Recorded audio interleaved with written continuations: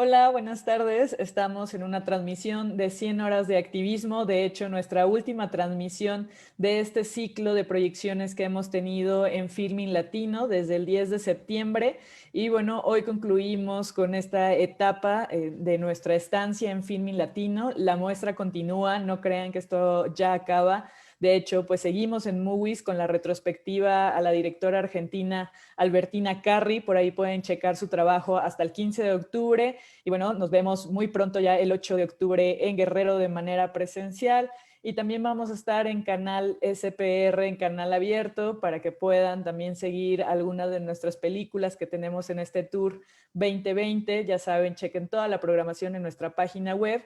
Y bueno, para este cierre con broche de oro nos acompaña Aurora Bustos. Ella nos va a platicar sobre la película En el nombre de Tania, este documental que tenemos en nuestra sección de Infancias y Derechos Humanos, nuestra última categoría en justamente Filming Latino. Ya saben que hemos tenido 12 categorías que cambian cada 2 días y una categoría género y confinamiento que ha estado abierta todo este tiempo. Entonces, si todavía no terminan de checar el material, tienen hasta hoy a medianoche para que puedan alcanzar a ver esas películas, esos materiales que pues, nos han aportado tanto durante esta estancia que hemos estado en Filming Latino, esta plataforma a la que le agradecemos mucho pues, la oportunidad de mostrar esta muestra internacional de cine con perspectiva de género Tour 2020. Y bueno, les platico para ir iniciando, porque ya saben que al terminar esto a las 7 tenemos el panel de derechos humanos, infancias y derechos humanos, para que también nos acompañen en eso. Entonces, comencemos a platicar sobre el documental En el nombre de Tania, que es una producción bélgica dirigida por dos directoras, Mari Jiménez y Benedict Lienard, y esta fue hecha en el 2019. La sinopsis dice: las directoras narran la historia de una mujer joven que es forzada a prostituirse en un intento inicial para escaparse de las limitaciones sofocantes de su pueblo. La película reconstituye un espacio de dignidad y le devuelve su voz y su identidad. Para platicar de este particular documental que tiene muchas aristas de donde seguramente podremos estar conversando, está Aurora Georgina Bustos Arellano. Ella es candidata a doctora en filosofía por la UNAM, coautora del libro de texto Ética, Sociedad y Profesión de la UAM 2009 y docente en humanidades y filosofía a nivel medio superior. Es activista y defensora de la igualdad de género y la vida libre de violencia de género y violencia sexual, fundadora del grupo #StopX, #Alto a la Violencia, la vida de 2015-2018, que promueve la erradicación de la cultura de la violación a través del activismo adolescente. Entonces, bienvenida Aurora, muchísimas gracias por estar acá, por haber participado en nuestra convocatoria, y pues te dejo con las personas que nos siguen en esta transmisión. Ya saben, acá pueden dejar los comentarios y en un momento Aurora los va a estar también resolviendo. Adelante. Pues muchas gracias, Jennifer, por aceptar mi propuesta para participar por tercer año consecutivo en 100 horas de activismo. Muchas gracias también a las organizadoras este año del festival, a pesar de las circunstancias tan particulares en las que esta vez este festival se está llevando a cabo, pero que de igual manera están promoviendo la muy necesaria introducción de estos temas a través de la cultura cinematográfica y a través de la promoción a la cultura activista. Y bueno, pues también un honor poder cerrar la actividad de 100 horas de activismo de manera virtual aquí a través de esta presentación. Y bueno, pues en esta ocasión me toca hablar del documental En el nombre de Tania, como también se le conoce en inglés, By the Name of Tania, que es esta coproducción belga-peruana, como bien lo mencionaste, por estas dos directoras, Mari Jiménez, de nacionalidad peruana, y Benedict Lenard, de nacionalidad belga. Y ellas han trabajado, esta es la tercera ocasión en que ellas trabajan juntas en películas documentales. Particularmente, este documental surge de la historia que atrás de la producción anterior, que en breve voy a hablar sobre eso, que ellas hicieron. Y bueno, un poco sobre la ficha de esta película es que las protagonistas de esta peculiar, como mencionabas, documental son Tanit Lidia Conquinque y Priscila Fiorella Águila. Ellas es la primera vez que actúan en una película, no son actrices profesionales, son dos jóvenes peruanas de la región de Iquitos, particularmente de la ciudad de Loreto, en Perú. Y cada una de estas jóvenes actrices tienen una historia detrás que no es necesariamente la historia que se desarrolla en El nombre de Tania, sino que Tanit, ella fue descubierta, por así decirlo, en un refugio de niñas en la ciudad de Loreto, y Priscila, ella es una estudiante de abogacía en Loreto y activista trans, que a través de la película ella ha utilizado la plataforma de En el nombre de Tania para dar visibilidad a su propio activismo para la comunidad LGTBQT en Iquitos, Perú. Y esta película destaca por varias razones. Una de ellas, para quienes ya lo hayan visto y para quienes quieran verlo, esta película tiene una fotografía muy bonita, muy bien lograda por la fotógrafa belga Virginie Sudot. Ella ha ganado una serie de premios precisamente por la elaboración de este documental en el área cinematográfica. Y este documental se estrenó el año pasado en el Festival de la Berlinal, y justamente este año ganó el premio LASA, el premio de la Latin American Study Association, para la mejor película del 2020. Y bueno, como mencionaba, esta película se filmó en la región de Iquitos, que es en Perú, que es parte de la región amazónica de Perú, donde se colinda con Colombia y Brasil. Y esto es muy importante de mencionar porque justo toda la escenografía, por así decirlo, de este documental, de esta película, tiene que ver con la región, la región conocida en esa área del Amazonas como Madre de Dios, que es una región fluvial, es una región que la atraviesa el Amazonas y donde además de confluir esta triple frontera entre estos países, Brasil, Colombia y Perú, sino también es una región natural que por muchos siglos ha sido una zona de extracción de material de caucho, de petróleo y sobre todo de oro. Y esta problemática o esta situación, este contexto natural y económico y geográfico de la película también está presente y es uno de los protagonistas también de esta película.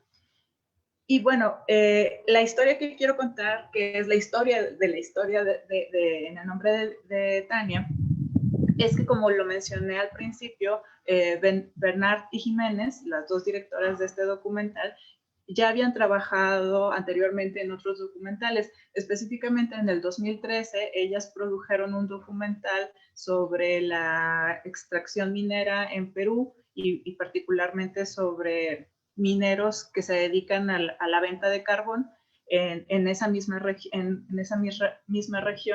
del río Uyucali.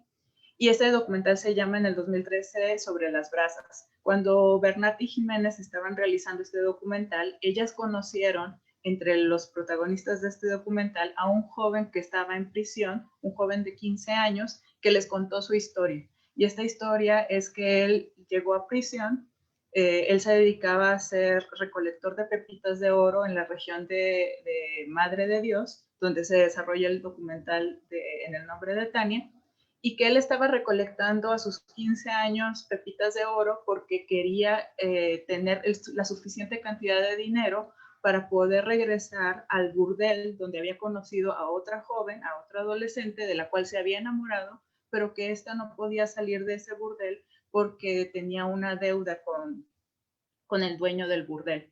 Esta deuda, que se le conoce entre quienes estudian el fenómeno de la explotación sexual infantil como una deuda de trata.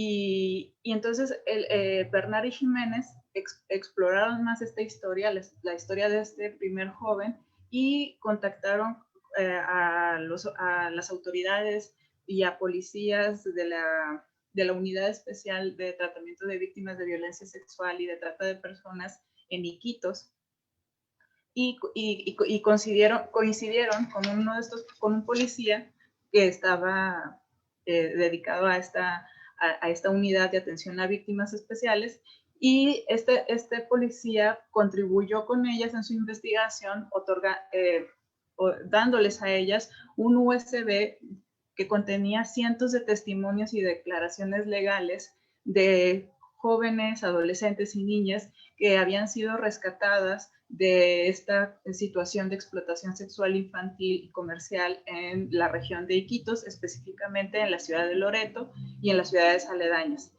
Entonces ahí es cuando ellas empiezan a recrear con la ayuda de todos estos testimonios que les fueron proporcionados, lo que ellas llaman, bueno, no específicamente lo que ellas llaman, sino lo que se conoce como la ruta de la trata. Y esa ruta de la trata es el guión, o lo que podemos llamar el guión de la película En el nombre de Tania, perdón. Es decir, este documental es sumamente particular porque uno al verlo pensaría que estamos experimentando la vida de una joven llamada Tania, que nos cuenta su historia de cómo fue extraída de su ciudad natal, bajo qué condiciones, cuáles son las personas que conocen en el proceso de esa extracción, y cómo ella termina en un burdel de la ciudad de Belén para trabajar forzadamente como prestadora de servicios sexuales, y qué es lo que pasa mientras ella está ahí. Sin embargo, todos esas voces y esas narraciones que escuchamos, que es la voz de la actriz Tanit,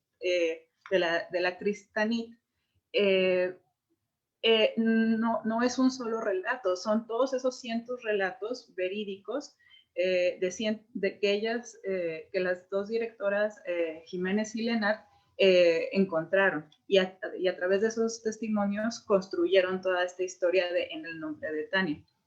Y en ese sentido estamos ante una película que es al mismo tiempo un documental, porque es un documento, estamos escuchando los testimonios reales, todo está basado en hechos reales, en dichos notariados, y al mismo tiempo estamos viendo la representación de esos actos en la mirada y en la actuación de las actrices de Priscila y de Tanit. Entonces, el valor cinematográfico y la originalidad de esta película para mí fue muy significativa, ¿no? Y fue muy, muy importante saber esta historia detrás de la historia, ¿no? De cómo se fue construyendo este documental, que en entrevistas mencionan Mari Jiménez y Bernadette Lenart, que se tardaron 5 años en construirla, 5 años en reconstruir todo esta ruta de la trata en la historia de Tania.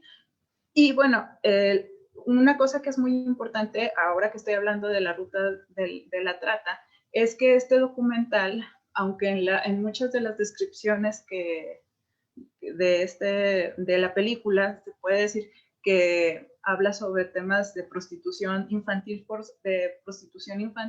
yo quisiera justamente traer aquí al tema de que sí, esta es una película que habla sobre no prostitución infantil, sino sobre esclavitud, sobre explotación sexual con fines comerciales de niños y adolescentes. Y eso es muy importante clarificar, porque cuando hablamos de prostitución infantil, lo que estamos dando a entender es que hay una transacción voluntaria entre menores de edad con adultos, cuando lo que está pasando en la película y de lo que se trata el fenómeno que se quiere visibilizar no es de la prostitución infantil o de la mal llamada prostitución infantil, sino de dos procesos que muchas veces los encontramos juntos, pero uno no implica a otro, que es el de la trata de personas y el de la explotación sexual infantil y adolescente con fines comerciales.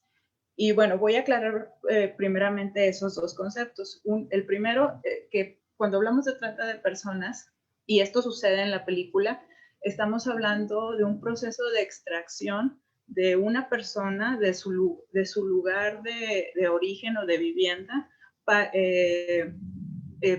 bajo mentiras, bajo engaños, bajo coerción o bajo violencia, muchas veces cuando es bajo engaño con la promesa de un trabajo en otro lugar o en otra situación.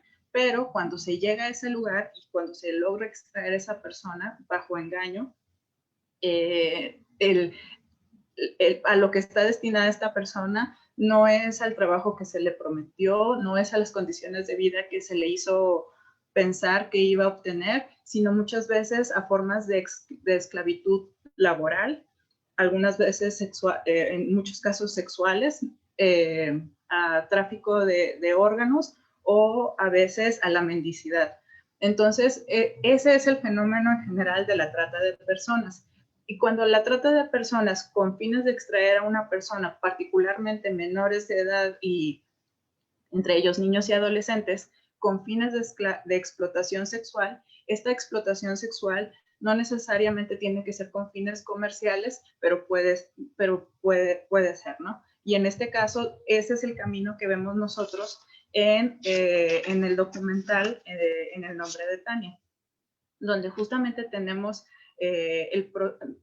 escuchamos más bien la narración de Tanit, de las miles de historias, de las cientos de historias de las niñas y adolescentes que fueron extraídas bajo engaño, algunas de esas veces bajo el consentimiento de los padres con un mediador, pero eso lo podemos discutir más adelante, donde hay, y que en ese proceso de trata hay cosificación de las personas, hay engaño, hay coacción, hay violencia, hay eventualmente una violación inminente de sus derechos humanos, particularmente la violación al derecho a la identidad, la violación al derecho a la seguridad y sobre todo, y esto es muy importante saberlo, que en los procesos de trata de personas, como se le estaba haciendo una oferta engañosa a la persona que se quiere extraer, muchas veces aprovechándose de la situación estructural de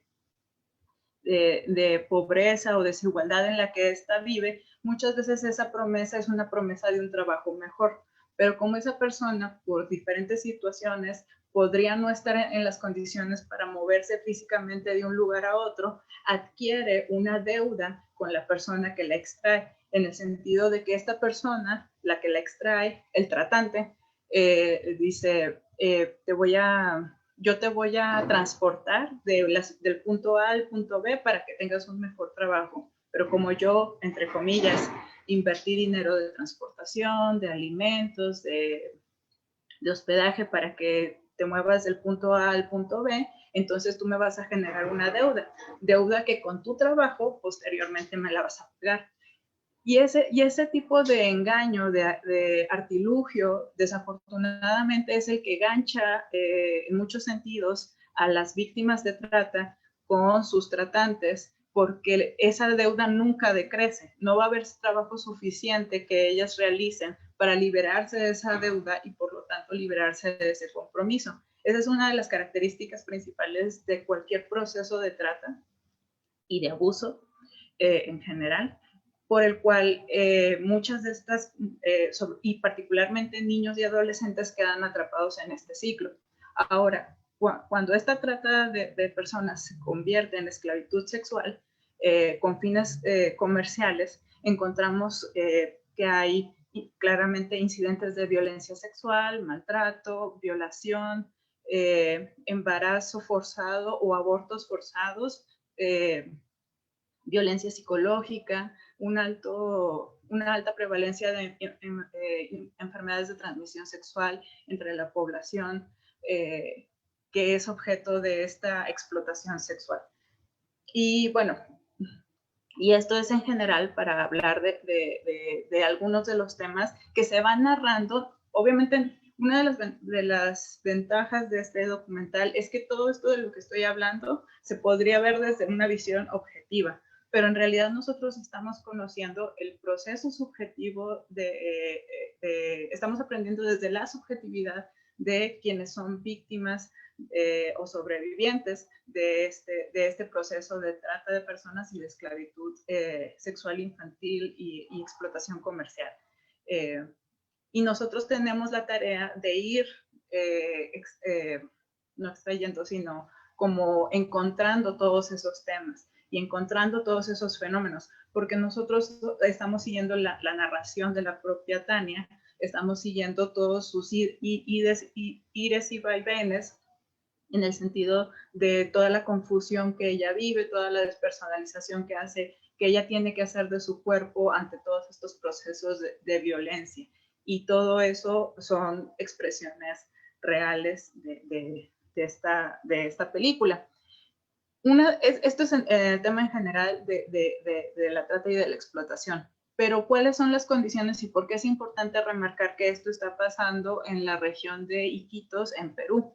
Bueno, esto es importante porque, como mencionaba al principio, las condiciones particulares de la región, como el hecho de que sea un centro de extracción natural importante, que sea un lugar de una triple frontera, que sea un lugar que está ubicado en la región amazónica de Perú, hace que haya elementos estructurales que contribuyan a la intensificación del fenómeno de la trata de personas y de la explotación sexual, particularmente de adolescentes y de niños y de niñas. Esto es así porque, por ejemplo, en la región de Madre de Dios, que es donde se desarrolla la película, hay una alta población de mineros, hay una alta población masculina trabajadora en esa región y se ha visto que hay una correlación entre la concentración de esta población masculina y la demanda de servicios sexuales en esa región de Madre de Dios, lo que contribuye a una colusión entre las autoridades gubernamentales de la región de Loreto y comerciantes y población en general que oferta de manera indiscriminada servicios sexuales, no solamente de adultos, sino también forzando a niños y adolescentes. Y esto se llama como turismo sexual. Es decir, el turismo sexual, que es un problema a nivel mundial, se define como esta actividad en la cual población que no es parte de la región va a ciertas áreas, que en este caso puede ser la ciudad de Belén, la ciudad de Loreto, cualquier parte sobre el río, sobre la región fluvial en Madre de Dios, que va y solicita específicamente servicios sexuales que pueden ser con personas adultas de manera consensuada o que puede ser con niños y adolescentes. Y esta demanda de servicios ha generado un contexto en esa región en la cual muchas veces la misma sociedad, ahora sí lugareña de esta región, condona o participa de manera activa en la promoción de estos servicios para el beneficio de algunos, pero no necesariamente para el beneficio o el cuidado de niños y adolescentes. Entonces, por un lado, hay esta correlación entre la actividad minera y extractiva que hay en la región de Madre de Dios con los centros, desafortunadamente, de trata de personas y de los centros de explotación sexual infantil por la demanda de servicios de turismo sexual. Y por otra parte, también hay ciertos como creencias y mitos y estereotipos, no solamente los sexistas y machistas relacionados con la demanda sexual de niñas y de adolescentes por parte de hombres adultos, sino también hay este mito cultural en la región amazónica de lo que le llaman ellos el mito de la charapa ardiente, que es un estereotipo sexual en el cual se afirma injustificadamente que las mujeres amazónicas y sobre todo las niñas y adolescentes empiezan su vida sexual activa de manera muy temprana o que tienen un alto desempeño sexual o que son personas que exudan una alta vida sexual activa, Por lo tanto, este tipo de prejuicio también repercute en esta demanda exacerbada de servicios de servicios de turismo sexual por parte de lugareños. Hay varios reportes que dicen que la ciudad de Loreto se ha convertido en una ciudad altamente activa precisamente por este tipo de demanda. Y esto es un fenómeno que no es ajeno a nosotros, ya que en otros centros turísticos, por ejemplo en México, como en Cancún o en Acapulco, hemos visto esos mismos fenómenos, desafortunadamente. Y bueno, una de las cosas que yo quisiera además recalcar de la importancia de esta película, o por lo que a mí me llamó mucho la atención, es que estamos viendo, como lo mencioné antes, todo este fenómeno a través de la voz y la perspectiva de alguien llamado Tania. Pero Tania es todas al mismo tiempo y Tania no es ninguna. Ahora lo que quiero mencionar son como algunas frases de por qué es importante el título de la película. Cuando decimos en el nombre de Tania, y tal vez quienes ya hayan visto la película saben que esto solamente se menciona al final. Nunca, durante toda la película, no sabemos el nombre de la protagonista o el nombre de la persona que está hablando. Pero como mencioné, por la historia en la que se generó, por la forma en la que se generó la película, Tania son todas estas cientos de historias y testimonios de niñas y adolescentes que pudieron ser o que lograron salir de esa situación de explotación sexual en la región de Iquitos, pero al mismo tiempo decir que es en el nombre de Tania hace alusión a que el proceso de trata de personas y el de la esclavitud y la violencia sexual que viven tiene que ver con un proceso de despersonalización. Para un poco mencionar esto rápidamente, quiero mencionar unas cuantas citas de la película en las cuales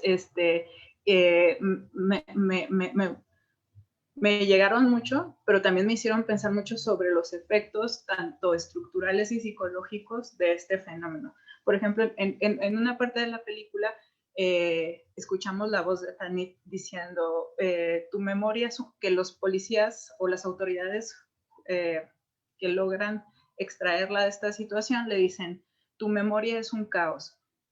Y ella lo dice eso como un poco como un reproche, pero al mismo tiempo como una afirmación de que sí, mi memoria sobre los hechos, sobre la recreación de esta ruta de la trata, efectivamente es un caos. Y esto resuena mucho para mí porque logro identificar que una de las cosas que normalmente se les exige tanto de nosotros como sociedad, como de autoridades, a las víctimas, ya sea de una injusticia, de una violación de sus derechos, pero particularmente a las víctimas, a quienes son víctimas de alguna forma de violencia sexual, es como esta narrativa coherente y lógica de aquello que les ha pasado, sin tomar en cuenta que el proceso que ellas mismas han vivido es un proceso sumamente confuso, es un proceso que puede presentar varias lagunas, pero nuestra demanda en su testimonio casi siempre es que sea una narración impecable, muy detallada del punto A al punto B. Y bueno, esto lo logra expresar justamente en la película. Otra cosa que se menciona es, y esto es una cita a través de la película, es, si para sobrevivir me he borrado, ¿qué importa el tiempo? Y esto es muy importante y es fundamental cuando escuchamos esto de aquellas personas que han sido víctimas, sobre todo de una violencia sexual. Las personas que pasan por este proceso de haber sido abduidas del lugar en el que se encontraban, de ser secuestradas, de ser extraídas bajo engaño para estar en un proceso de violencia o de abuso, tienden a formar estos procesos de despersonalización. Por eso ella dice, sí, para sobrevivir me he tenido que borrar, ¿qué importa el tiempo? ¿Qué importa que la coherencia sea el atributo más importante de mi testimonio?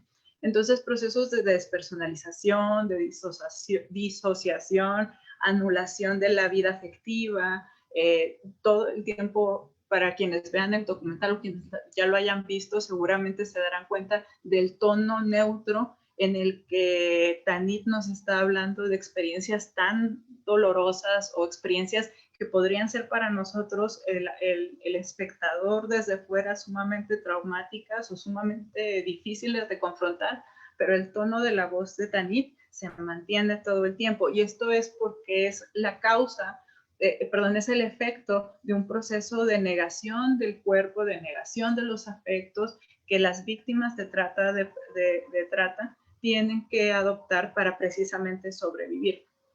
Otra cosa que se menciona también en este documental y que se ha hablado en otros documentales que tratan sobre este tema es, por ejemplo, que las víctimas, sobre todo quienes están en los procesos están en una red de tratas de personas con fines de explotación sexual comercial, niegan su cuerpo de diferentes maneras con el objetivo no solamente de sobrevivir a la violencia que puedan estar experimentando por parte de sus tratantes, sino también a la violencia que pueden ellos estar experimentando por parte de los clientes que exigen o que demandan estos servicios sexuales. Y también porque porque claramente ellas no están dando su consentimiento para para ser objeto de ese consumo.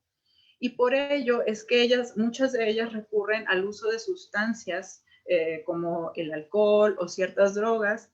Y en este documental se menciona, hay un momento en el que Tanit dice, uso marihuana, tengo que fumar marihuana, tengo que tomar pastillas para poder sobrevivir, para poder soportar los días con el paso de los clientes, porque si no todo es insoportable. Obviamente que los procesos de adicción que ellas desarrollan estando dentro de este proceso de trata, agravan más la situación. Y ese agravamiento solamente favorece a los tratantes, porque por un lado, muchas veces son los mismos tratantes las que las inducen o les recomiendan tomar estas drogas para que trabajen mejor. Y por otro lado, ellas se vuelven adictas a estas sustancias, contraen una deuda porque es el mismo tratante el que les ofrece la droga y les crea, la deuda crece, y por otro lado es un riesgo inminente a su salud, tanto física como mental, y porque también al estar siempre bajo un proceso cuando no están en sus 5 sentidos realizando esto, son más vulnerables a otras formas de violencia, sobre todo violencia sexual cuando están están siendo obligadas a trabajar de esta manera. Y otra de las citas de esta película y con la que quiero terminar esta participación, y que creo que es una de las más importantes de la película, es un diálogo entre Tanit y Priscila, las actrices principales de esta película, donde Priscila le dice a Tanit, no tienes DNI, es decir, un documento de identidad, no tienes DNI, no eres nada. Y con esta frase, lo que Priscila le está dando a entender a Tanit es que su identidad no existe, se le ha negado ese derecho, se le ha negado la personalidad. La persona que era antes ahora se ha convertido en un objeto y por lo tanto no tiene derecho a seguridad, no tiene derecho a exigir su libertad, no tiene derecho a pelear por nada, ni siquiera por sí misma. Y por eso es que, vuelvo a mencionar, el nombre de la película, en el nombre de Tania, lo que nos hace es saber que ellas están hablando en el nombre de todas aquellas que tuvieron que perder su identidad y al mismo tiempo están hablando de un proceso en el que millones de niños y adolescentes son obligados a convertirse en objetos, en ya no ser, podría ser Tania, pero podría ser cualquier otro nombre, porque no importa quién eres, ya eso, lo más fundamental de la vida de una persona, que es su sentido de yo, se ha borrado completamente. Y bueno, con eso es con lo que quisiera terminar y solamente mencionar que este no es un problema, que la explotación sexual infantil y de adolescentes con fines comerciales no es un fenómeno que solamente suceda en el área amazónica de Perú, sino es un fenómeno que desafortunadamente es a nivel mundial. Y para ello, por eso tenemos hace 2 semanas, un poco más, el 23 de septiembre justamente fue el Día Internacional de Lucha contra la Trata de Personas y la Explotación Sexual. Y aquí en México tenemos el trabajo de Lidia Cacho, que en sus 2 libros, Los demonios del Edén y Las esclavas del poder, justamente habla sobre este tema, cómo el problema de la pornografía infantil y de la esclavitud sexual infantil y adolescente en México está coludido con redes de poder, con corrupción a nivel federal incluso, y este libro habla muy bien de cómo se genera, cómo se va construyendo esa ruta de la trata, en algunos casos y en otros casos de la explotación sexual infantil. Y que también esto no es un problema exclusivo de América Latina. Y para eso, pues nada más también quería mencionarles este trabajo que es de los periodistas Nicholas Kristof y Charlene Dubin, que es este libro que se llama Half the Sky,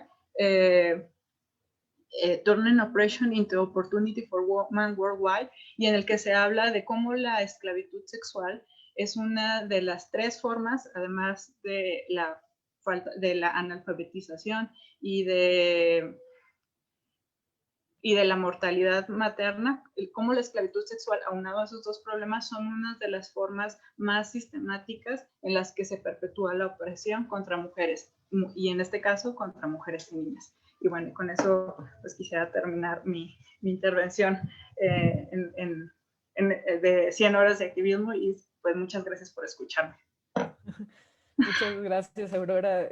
Pues sí, como nos has ido desmenuzando este documental que juega pues con las fronteras entre justo el documental y la ficción para traernos estas historias, ¿no? A través de una voz bastante íntima, con una problemática que, como mencionas, pues es global, ¿no?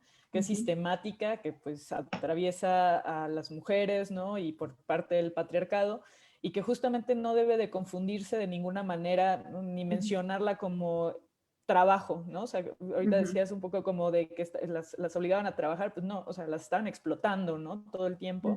El trabajo sexual es una cosa, ¿no? Y hay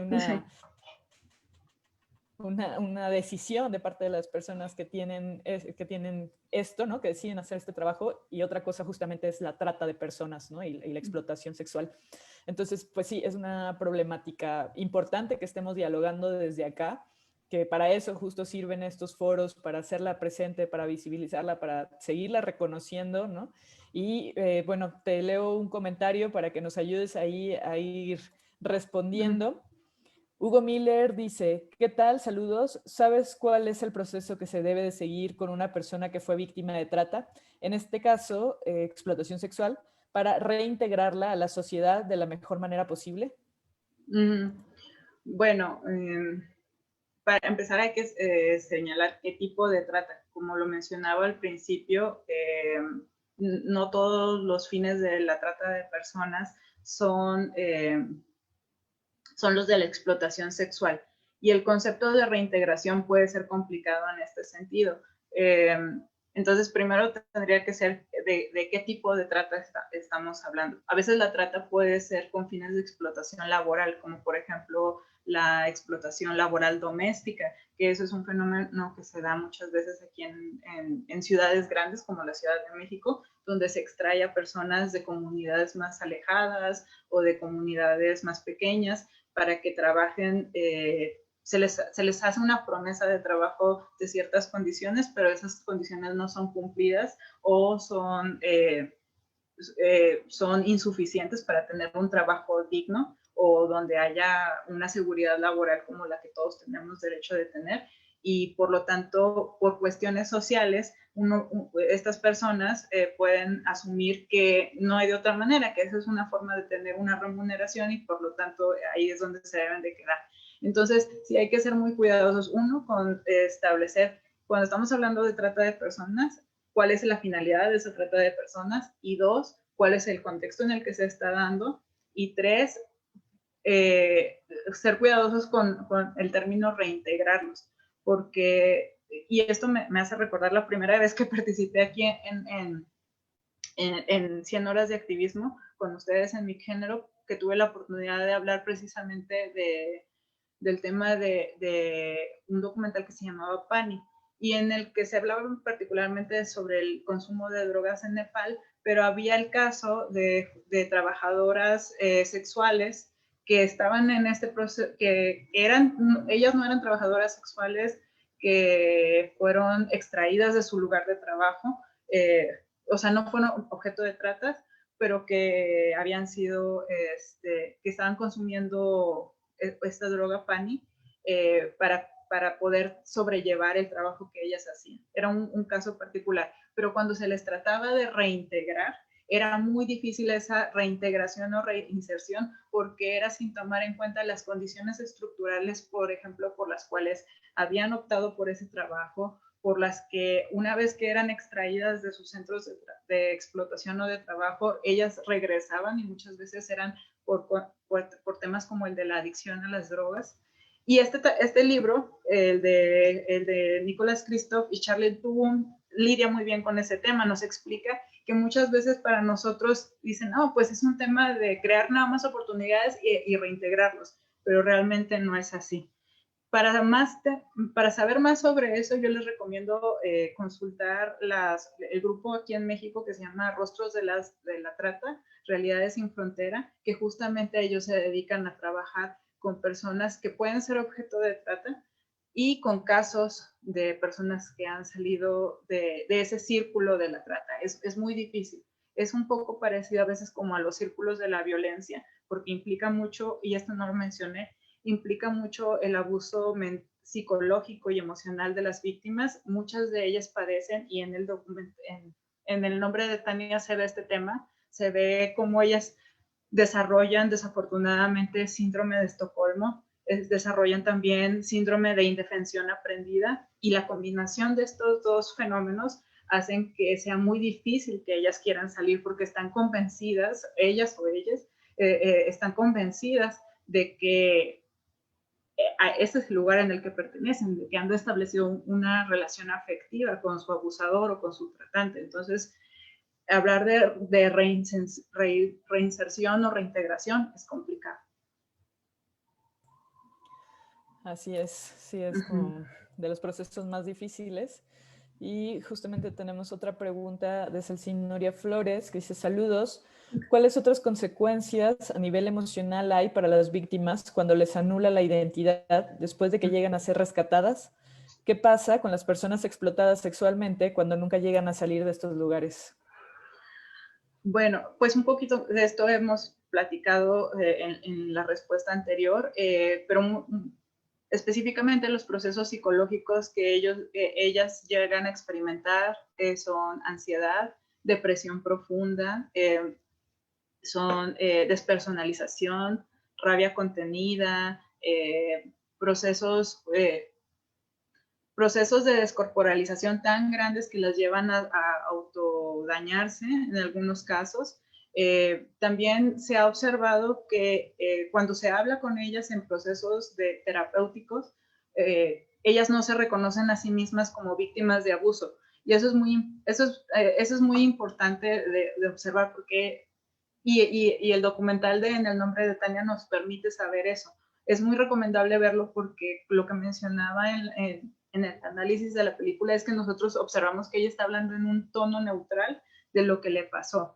Y ese tono neutral es el mismo tono con el que se reporta que todos estos testimonios han hablado. Es decir, es como si ellas vieran su propia vida desde fuera. Y ellas no hablan como me sentí triste porque me pasó esto o sentí dolor cuando sucedió esto, sino que se ven ellas desde fuera, como si nosotros junto con ellas estuviéramos viendo la película de los eventos de su vida, pero ellas no sienten, pero nosotros sentimos emoción, nosotros sentimos tristeza, nosotros sentimos rabia por lo que ellas están experimentando y ellas no. Ellas simplemente lo ven en un plano plano. Y eso es muy difícil de recuperar. Ellas llegan a desarrollar como una completa desconexión con sus emociones y con sus afecciones.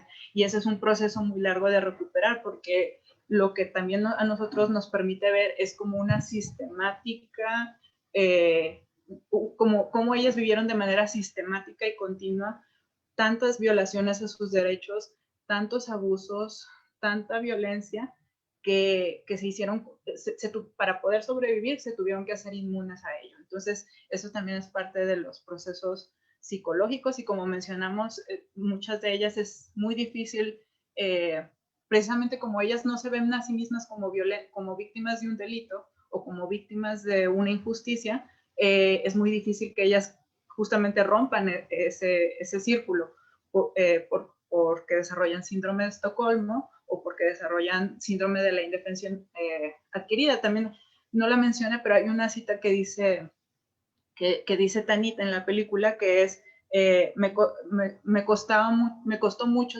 trabajo salir de ahí porque realmente me había acostumbrado. No quería salir porque realmente me había acostumbrado a esa vida y suele pasar, ¿no? Se les convence a ellos, particularmente si son desde niños y jóvenes, que eso es para lo único que pueden vivir, que eso es lo único que se merecen.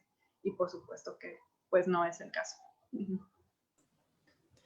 Claro, hay que pues justamente poder comprender el fenómeno desde todas estas aristas y sobre todo porque creo que se hace muy sencillo como en los comentarios como de decir, ¿y por qué no se van? ¿No? O sea, ¿por qué no detienen eso? ¿No? ¿Que acaso no pueden? Y justo en varios momentos de la película nos permiten ver que sí llegan a intentarlo, ¿no? Tania en este caso intenta irse y casi le prenden fuego, ¿no? Sí, la sí, golpean hasta, o sea, llegar a este punto que diga de no me voy porque, o sea, me costó irme porque me acostumbré, bueno, pasó por un montonal de cosas antes de eso, ¿no? Cuando pues crees que no hay otra salida, ¿no? Justo entre que te convencen y entre que te fuerzan, ¿no? Entonces es importante justo poder leerlo desde todas estas partes y que no es una cuestión tan sencilla, ¿no? Tanto desde las partes psicológicas, ¿no? Como ya lo mencionas y lo que puede causar, como desde la parte física y estas partes económicas también, ¿no? Que les generan una deuda, ¿no? Ella decía, trabajo y debo más, ¿no? Trabajo tantas horas y debo más, ¿no? Y me cobran porque tengo mal humor, me cobran, si no quiero un cliente, me cobran, porque veo al sujeto que la visitaba, ¿no? Así, entonces por todo le cobraban, entonces, pues es difícil también romper con eso, ¿no?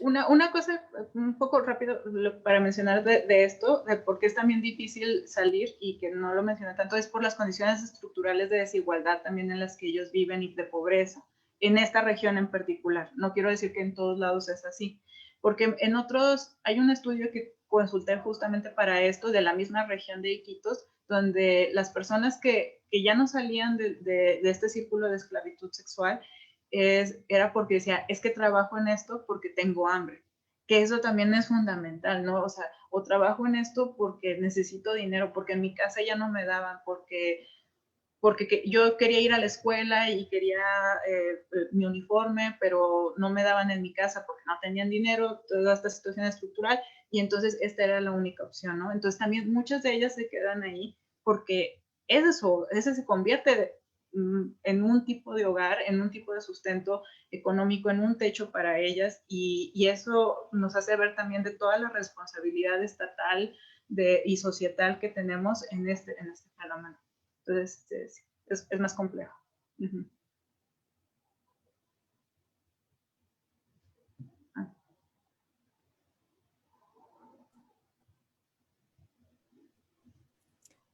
Así.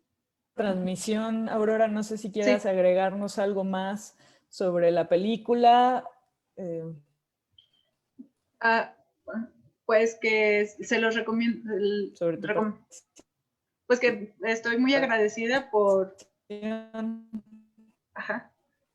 Estoy muy agradecida por la participación, por la invitación y les recomiendo mucho no solamente que vean en el nombre de Tania, sino todo el catálogo que está en Filmin Latino de la sección de Mi Género, los felicito mucho por haber logrado en este año, en esta situación, la participación. El lograr esto los felicito muchísimo y pues muchas gracias por permitirme cerrar 100 horas de activismo virtual con ustedes. Muchas gracias.